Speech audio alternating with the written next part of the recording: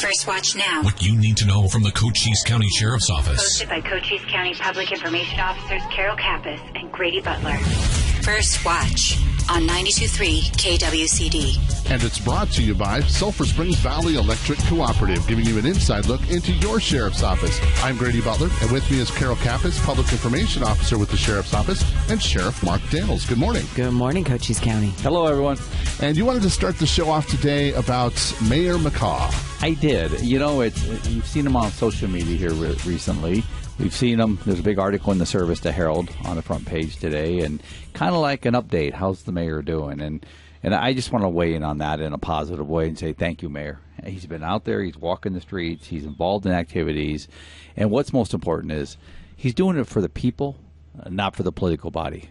And I think that's so important. Him and I have lined very well. I had the honor of swearing him in as mayor.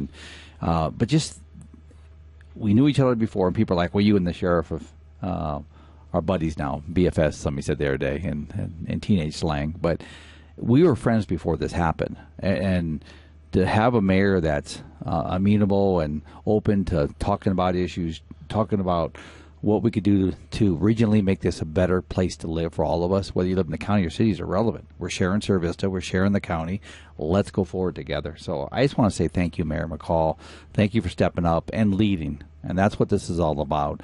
Not leading the party, but leading the people. And that's, as I've done since my last 11 years as sheriff, is a sheriff for all the people. And that's a hard thing to do in a divided, political, aligned world that we live in right now.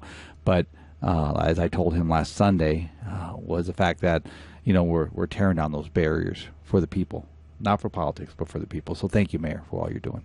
And you've been busy, so let's talk a little bit about refreshing this jail district. You've been working on making sure that you've had meetings with the Board of Supervisors and just kind of moving forward on this whole project. Yeah, we've been very busy. I mean, this is budget time, too, and we're going to talk about that in a minute. But between budgets, jail district, all the way through, I mean, we've been very busy on that. And so we're pushing forward. We are moving the needle as the people said, hey, we passed this. We want you to build a new jail. Democracy spoke. So now we have to make that return a positive one and an efficient one and an effective one. So yeah, we're pushing the needle to go forward. Now I'll just say to the people listening, there was a lawsuit filed in regards to the election to void the jail district. We were given that, I think, Monday before 5 p.m. The election, that lawsuit came in pretty much to void the jail district. Well, that's a judicial oversight. That won't stop what we're doing until a judge says, here, stop. We're going forward. I'm confident that everything we did was within ethical and legal parameters, and I'm not concerned about it, and I don't think anybody else is, but welcome to, and I'm not criticizing those who filed a lawsuit. That's their choice, and let them now air it out in court. That's how the system works. But in the meantime, we're going to push through that jail district and get a jail built and get it. Whatever we do, we're going to be transparent with it. One of the things I asked my jail commander, Kenny Bradshaw, was to put a committee together. He's 100% agreeance on this, to put a committee together of work people in the jail that have worked there for many years, that understand the jail, to help us make sure we're doing it right, too. I mean, that optics from the operational line is so important as we construct this forward. And remember, we are currently hiring for our detention staff as well, and you can find out more about that at cochise.az.gov. And this is a great way to begin your career at 18 years old. Well, it truly is, and it's a great, whether you work in the detention, support staff, civilian volunteers, or our foreign staff, we're one big team. We don't break it down differently, and so we do budgets. It's not like, okay, we're going to take care of you, we're not going to take care of you. No, it's all one big collective effort, because one division can't do it alone. We need each other collectively, force multiplier to serve. And so, yeah, if you're looking for a career, you're 18 years old, or you just want something different, come see us. We'll give you a tour. We'll talk to you. We'll sit down. We'll share what the job's all about, and then go from there. But I think you'll be very pleased. And you can find out more online at cochise.az.gov and just search for job opportunities. Click on detention, and maybe you'll be wearing our uniform pretty soon. You know, Grady, it's interesting because there's a lot of scrutiny on law enforcement right now. We've talked about it on this show, and I've talked about it in my presentations, but I will say this. Scrutiny is one element of it, and I think that's more geo-based than it is just a general brush. We all felt it, but not to the point of other places. But really, organizations fail and succeed by their leadership, from the first line leadership all the way to the top. And I truly, that's something we've recognized and something we push, because our number one assets are our employees, our team members, I call them, and then those we serve. You take care of it internally, the product externally will be great. So.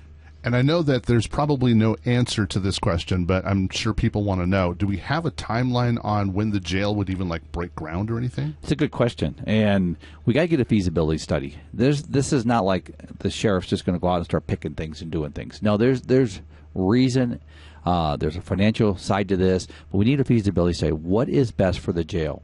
Whatever we do today needs to sustain 20, 25 years from now. It doesn't do any good to build a jail for right now, and then 10 years from now, we've not built it properly. So that's part of that feasibility study. How many beds? We did some projections before we went to the voters, but in this case, we want to get the accurate numbers, which costs money to do. That's part of the other thing. I'm not going to spend money that we don't have to do that, but now we have the funds, so we're going to push through with that. I would think within 3 years, and that's a rough estimate, to get things close to finished. And Carol, what do you think? I mean, you've been around a long time too. I'm thinking 3 years. Next 6 months or so. The funds don't become available till January 1 of 2024.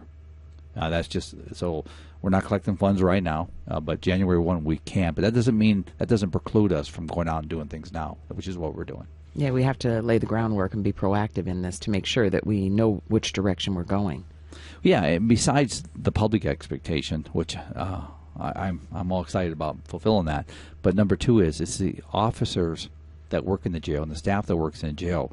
We have to be considerate of them. Remember, one of the number one priorities the public wanted when we did the survey was officer safety and inmate safety. So we got to make sure we take care of that. And speaking of money, you just continued on that role with the budget. So you've been working pretty hard on the budget for a long time.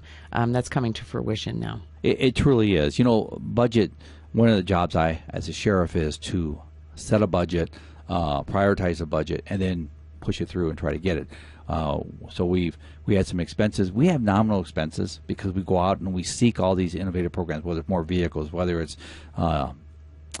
program, whatever it may be. We get those funds from the outside usually and then bring them in. So we're not asking every year for millions of dollars. We've been very fortunate. When you can bring in $100 million, you can offset a lot of cost. Let me just say it that way.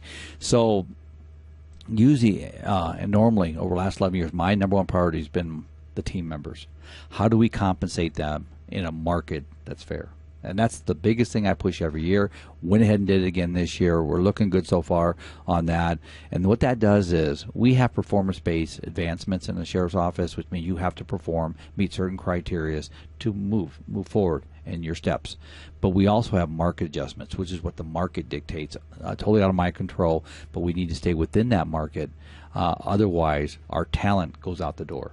We bring it in the front, we train them, we embrace them, we polish them, then they go out the back door because we're not paying them an adequate market salary. So I think I'm very comfortable. We're looking to do some adjustments on our detention officers' salaries, especially at the beginning coming in, and the deputies, and all our support staff. People forget that the glue to detention, the glue to patrol, is having a civilian support team that makes it happen every day. And Carol, that's under your thank you for what you do on that. Well, yeah, it takes a village, I tell you, and they're really happy that they're being considered as part of that. Well, let's talk about something fun you did last week. You were part of a fashion show. You were actually a model.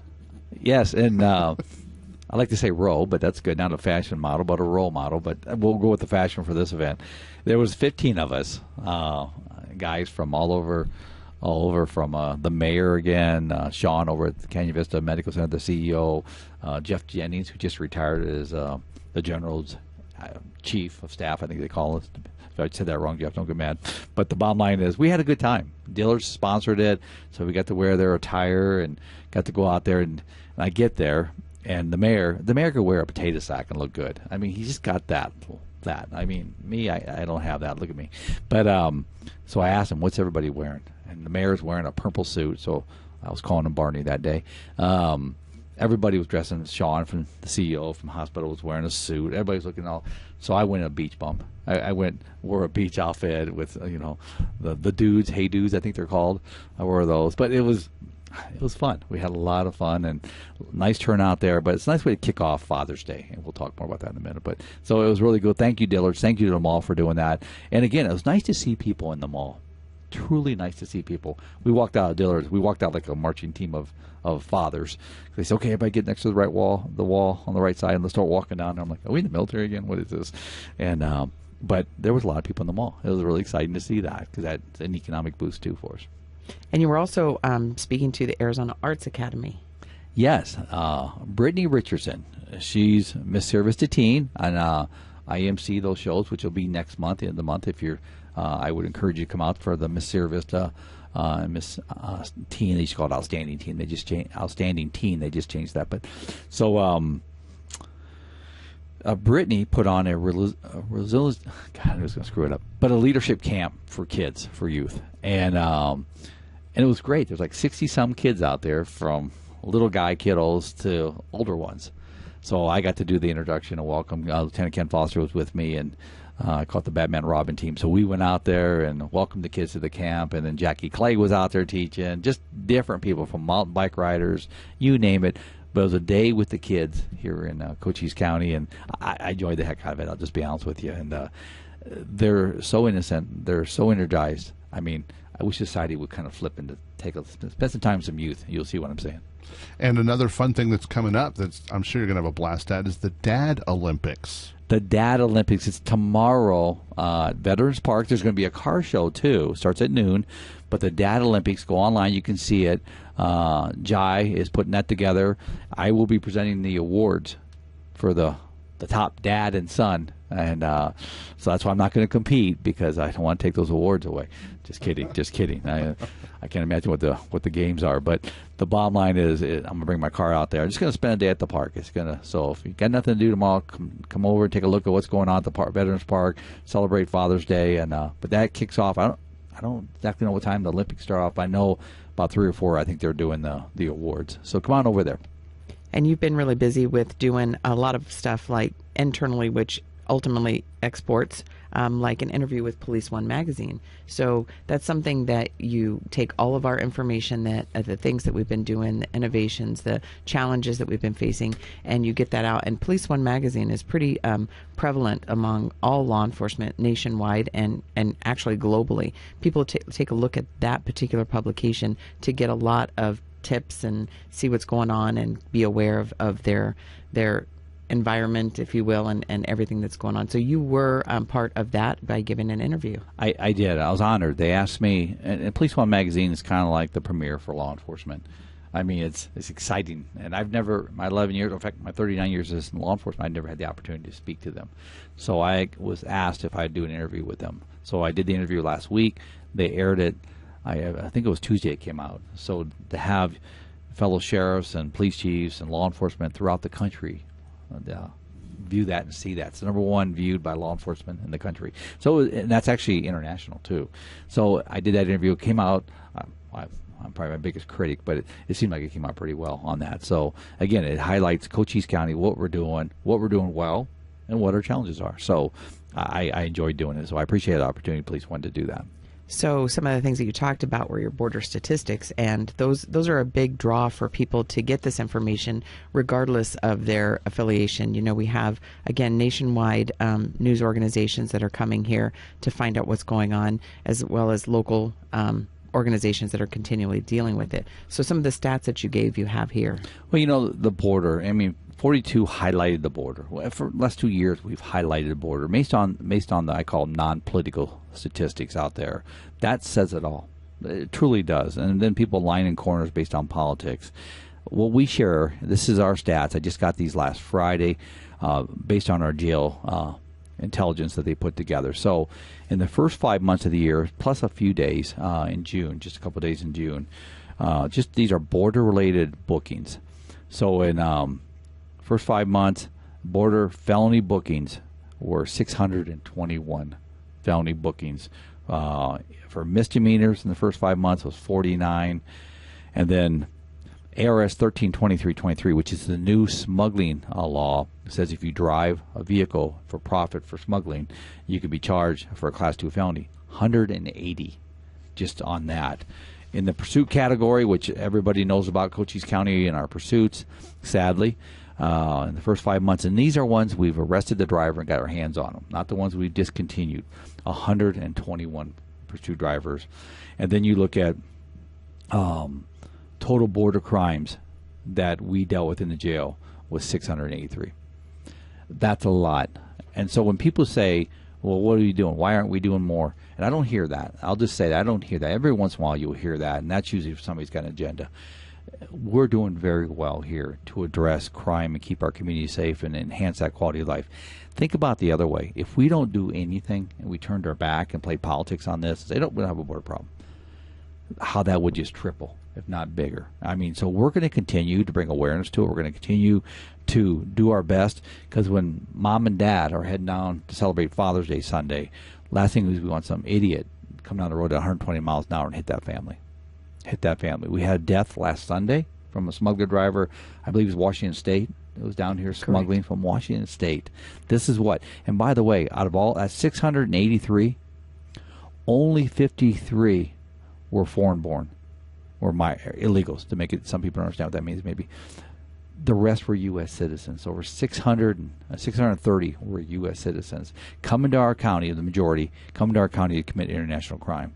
So I share these stats with you. They're not good stats this year. I wish I could tell you it was 10-10 or something like that, where we used to be. I mean, so it's frustrating, but I'm proud of the men and women. I'm proud of the law enforcement in Cochise County that's out there doing the job to make our people safe. We have a good thing going here, but we need to be vigilant. When it comes to a safety message, don't forget that we have people that are smuggling this county that have no regard for your safety or mine.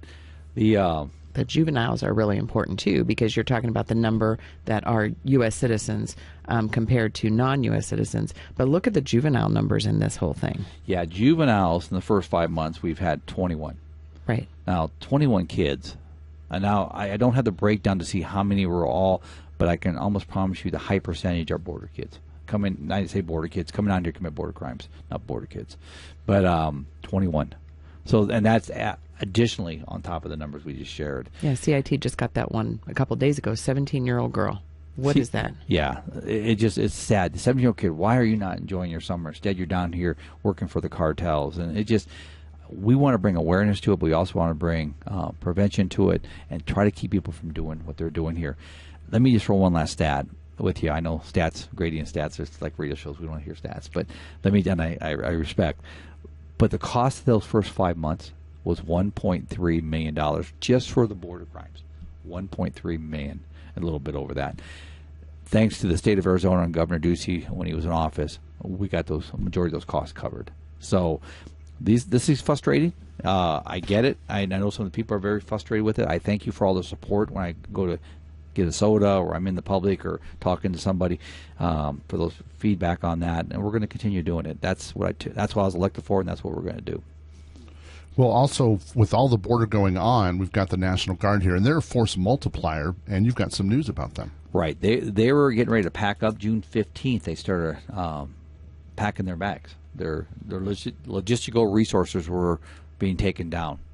And June 30th, we were going to lose them. I just got notified 2 days ago that Governor Hobbs has actually extended them till September 30th, I think it is. Correct. Yeah, so it gives us a few more months, which is very important to us. They've been instrumental. We're going to recognize them on Monday, all our National Guard, just for their contribution for this community, the state. So we're going to do that. I told the general I was going to promote a couple of them, and he said he'd unpromote them. I said, well, okay, but at least I can promote them. But thank you to our National Guard and what they do for this state and this country. But so we'll get them for a few more months, and we're also with the new border center that we're hoping to close on any day.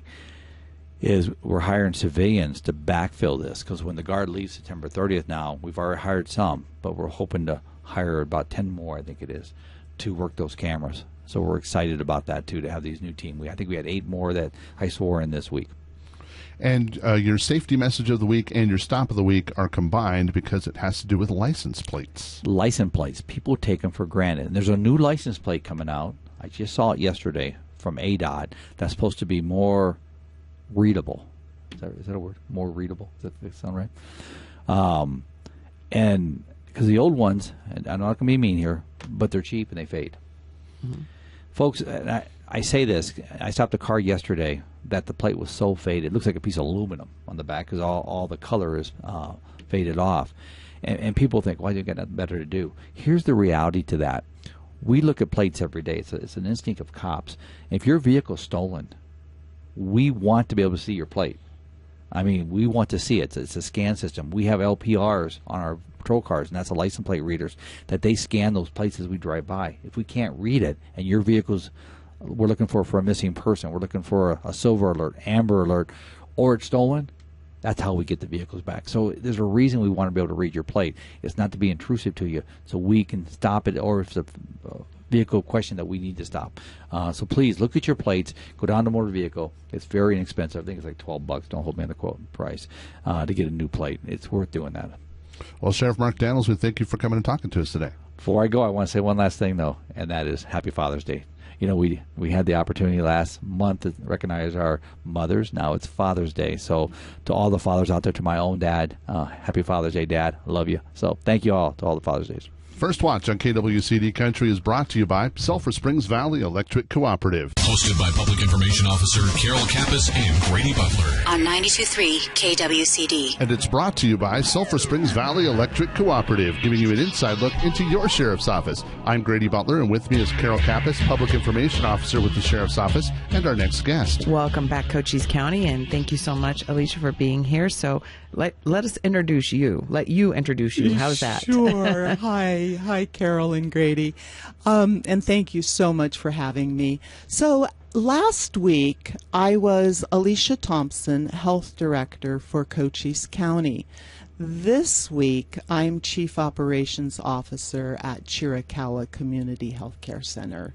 And so as the Health Director, I was very involved in helping our county to decide how to use the opioid settlement funds that Arizona is receiving.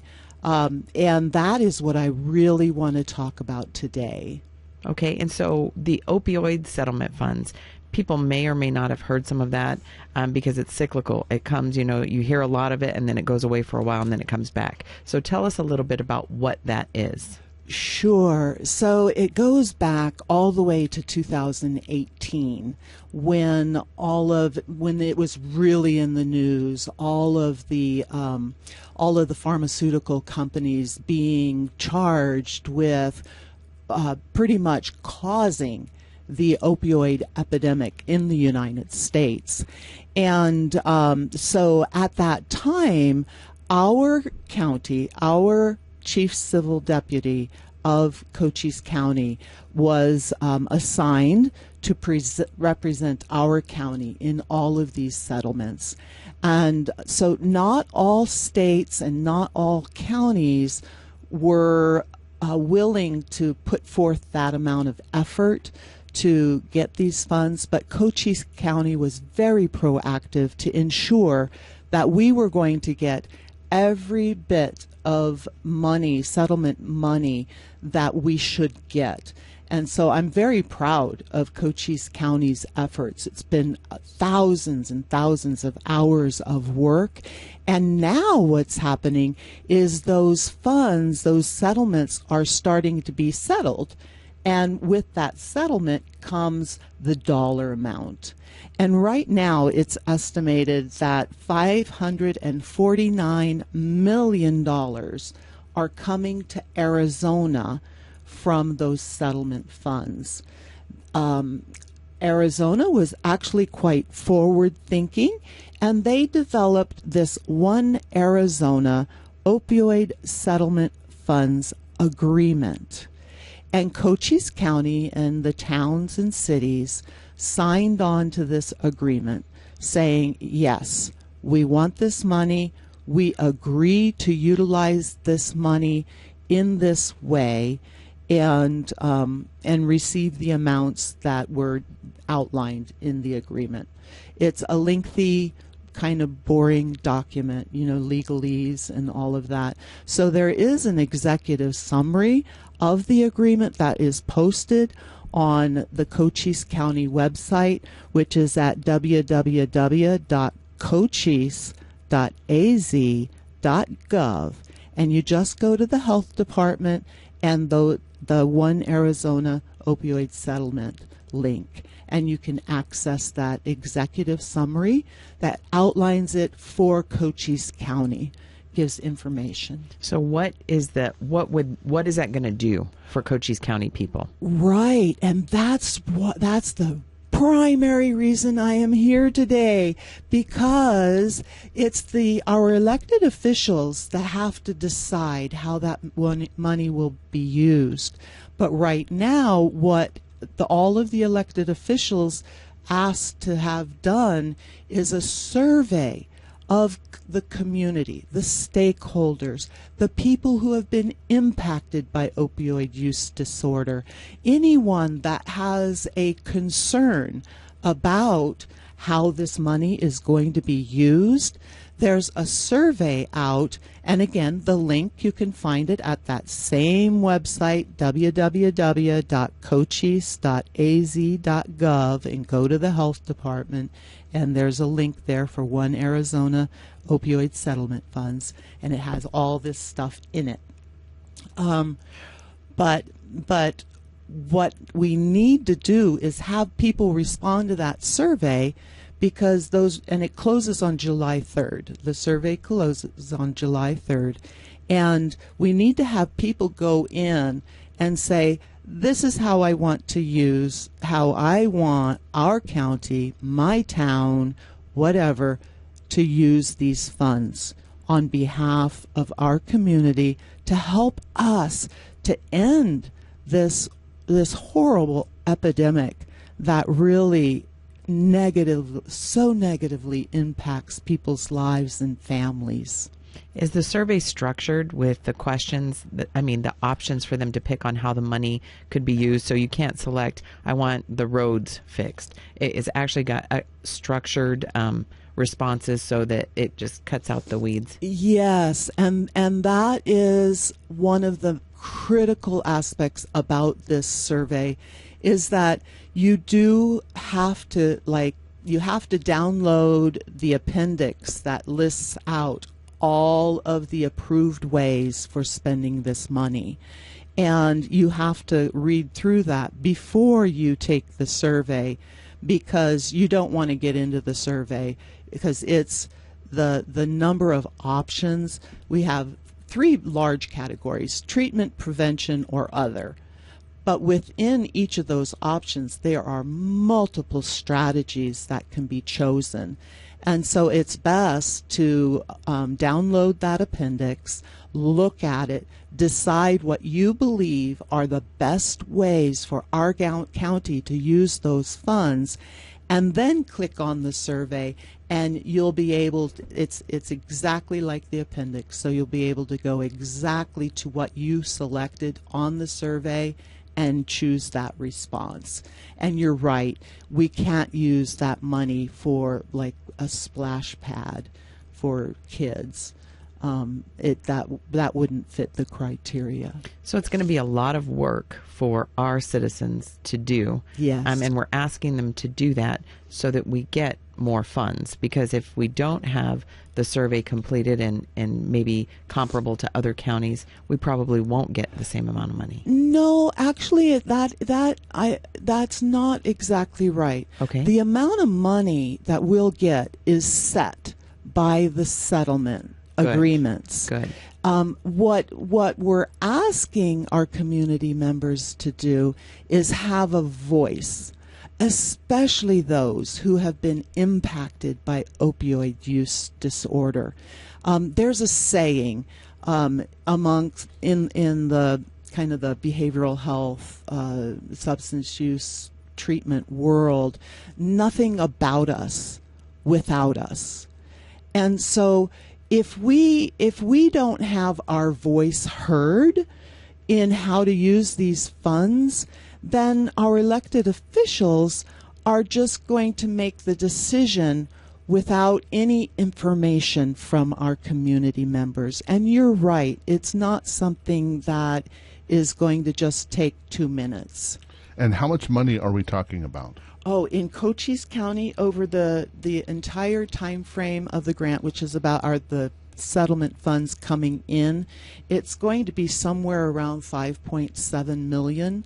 But as each settlement is completed, another pot of money is added. And so there's still settlements that are pending. And so the amount of money that we're fairly confident right now that will come into Cochise County is $5.7 million over the course of the next 18 to 25 years. Remind us again how to get to that survey and all of this information. Absolutely. It's www.cochise.az.gov, and then select the health department, and it's on the left-hand side, there's a link that says the One Arizona Opioid Settlement Agreement. And if you have any problems with locating it, can they contact you, Carol, or the sheriff? Actually, we can post it on the sheriff's office Facebook. Absolutely. And so that would be a brilliant way for people to find it easily. We'll make it happen. Awesome. All right. Well, Alicia, we thank you for coming and talking to us today. Yes, thank you, Grady. Thank you, Carol. Really appreciate it. And everyone, please have your voice heard. First Watch on KWCD Country is brought to you by Sulphur Springs Valley Electric Cooperative. It's First Watch Now. Hosted by Public Information Officer Carol Kappas and Grady Butler. On 92.3 KWCD. And it's brought to you by Sulphur Springs Valley Electric Cooperative, giving you an inside look into your sheriff's office. I'm Grady Butler, and with me is Carol Kappas, Public Information Officer with the Sheriff's Office, and our next guest. Welcome back, Cochise County. And we have Becky from the Legacy Foundation that's located here in Sierra Vista. So thank you so much for coming. And so if you can tell us who you are and a little bit about what you do. Thank you. So my name's Becky Smith. I'm with the Legacy Foundation. I'm the grants manager. The Legacy Foundation is a private foundation that serves Cochise County and eastern Santa Cruz County with a mission to promote population health and community wellness. We give grants, we provide technical support and networking sessions for nonprofits, 501c3s, and government entities throughout Cochise and eastern Santa Cruz counties. That's what we do. And that's a lot. So one of the things that you are spearheading at this point is the Community Food Bank. And it's not really a food bank, so we can't call it that. So tell us a little bit about the story and where we started and where we're at now. Okay. So the Legacy Foundation has the opportunity to have a perspective countywide of what's happening with food pantries across the county. Because they reach out to us when they have needs. And especially through COVID, we've had a lot of contact with the food pantries, and so the needs were obvious. We started looking at how we could build the capacity of food pantries around the county because they felt like a stepchild to the Community Food Bank of Southern Arizona, which they aren't. And we have since found out Community Food Bank of Southern Arizona struggles as well with their food and their food donations. And so we decided we needed to do work within Cochise County to build the capacity of the pantries and the food banks. We started pulling the food banks and pantries together. Legacy likes to convene like organizations so that there's some synergies in those groups. We started pulling them together in November with a luncheon to say thank you for everything you do. We really appreciate the work you do in your communities. And from that luncheon, we started networking. In February, we started meeting every month as a Cochise County Food Network. And from that food network, the idea came from the pantries themselves about doing a countywide food drive. Many of the pantries across the county are small. Many of them are completely volunteer run, and they need help. So with Legacy having connections across the county, we decided we were going to help support the drive however we could in bringing the pantries together, getting the word out, doing some marketing, and trying to help find partners who could help make it happen. And so next week is the big week. Next week is the big week. So every community Douglas, Wilcox, Benson, Tombstone, Sunsites, they all have their own little pantries, and they're all part of the food drive. They will all keep the food they collect in their communities. And many of them don't have the capacity to do big food drives, and so this is really to bolster them in their communities.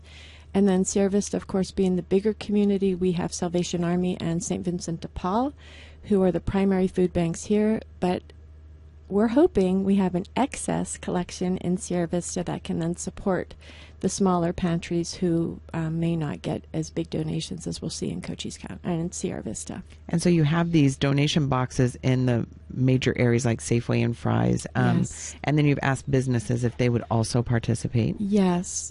We've had, I've been surprised by the response to people wanting boxes for the food drive. It's been just amazing and a blessing. And we would like organizations to actually do competitions within their organization, to see which department can raise the most food. Chiricahua Clinics is doing a themed day, so like Tuesday is a certain kind of food, and Friday is, thank God it's Friday, it's, let's bring fun food kind of stuff. So it's those kind of things I think that will help build really, hopefully, a sense of community with a purpose to help others. Well, the Sheriff's Office is in on this, Yes. and so CCOM has started early, cheaters, and then they make it seem like they're going to win, not. So I just want to tell everybody that if you have excess food and you're not in a grocery store and you don't see a box, come to any Sheriff's Office, like countywide, drop it in there. Be more than happy to take it off your hands so we can get this competition off the ground with the Sheriff's Office winning. Yes, absolutely. And, if you don't have food to donate, and if you can donate financially to your food pantry, then they will absolutely love that donation just as well. That's right, because then they can buy what they need. They can buy what they need, yeah. And the kinds of food that you want to get are, vegetables are always good, fruit, but they need to be canned stuff. They need to be non-perishable. Shelf stable. Yep. Yes. And they need to be Pop-Tops for the homeless people is Yes. always popular, as Yep. Heather from the Salvation Army mentioned. So those kind of things stick in my mind. So if everybody could kind of just, while they're shopping, get a little bit extra and take it to one of these boxes. Absolutely. That would be fabulous. And pantries are always looking for fresh vegetables. They prefer, homegrown, local grown. So if you do garden, grow a row for your pantry. They would definitely appreciate that as well. Another great idea. Yeah. And we've had a couple of really major donations already from Lolly and from, oh gosh, I just forgot. Sierra Cycles also made some donations to us as well in their time and effort. So I just want to give a shout out to those two for what they've done. All right. Well, there are drop-off boxes all around the county, including the Sheriff's Office and grocery stores. If you see some, drop some food in there. Plan ahead and go ahead and take an extra step and take it to one of these boxes. I think it'll be really great for around the county. Absolutely. And I do want to say also the Church of Jesus Christ of Latter-day Saints made a major food donation for the food bank as well. All right, Cochise County, it's time for you guys to step up and donate some food. Yes. All right, Carol, how do they get a hold of us at the Sheriff's Office? So reach out at cochise.az.gov/sheriff. You can find us on our Facebook at Cochise County Sheriff's Office, Sheriff Mark J. Daniels, and that'll hook you up with our Instagram and our Twitter account. So come take a look. First Watch on KWCD Country is brought to you by Sulphur Springs Valley Electric Cooperative. You've been listening to First Watch with the Cochise County Sheriff's Office. Hosted by Cochise County Public Information Officers Carol Kappas and Grady Butler. Join us again next Friday morning, 7 to 8 a.m. First Watch. What you need to know from the Cochise County Sheriff's Office. Only on 90.